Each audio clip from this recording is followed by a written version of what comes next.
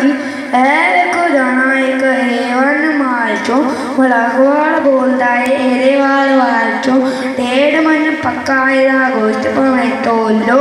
अजे नाल पाए अंग्रेजी विच बोल गल्ला दी मशीन ते कां कां बोलना हत्ती गंडा चार के ते डंडा नाल गोल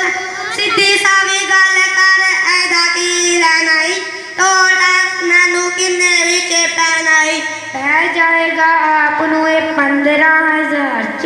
राणा साहब सुतरा है झूठ नहीं मारदा 15,000 च ते कार आ जांदी है मूंह लग जांदा है बहार आ जांदी है होली बोलो मलक साहब चट ना गुजारेगा सुन ले या बकरे ते ठुट कट मारेगा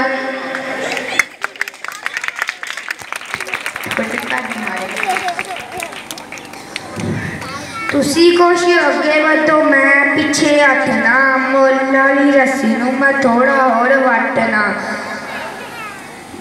15,000 चो रुपया कट कर लो मुक गई जे गल हुण फटाफट कर लो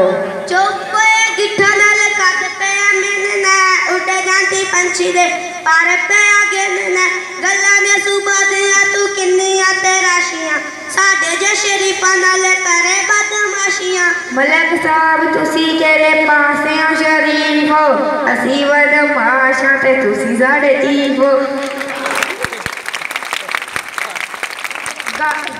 हुण तुसी भूल नहीं गल सुनो बुरा ना मन्ना ना मेरी बात सच्ची सच्ची दसा अज दिन जो मेरा आता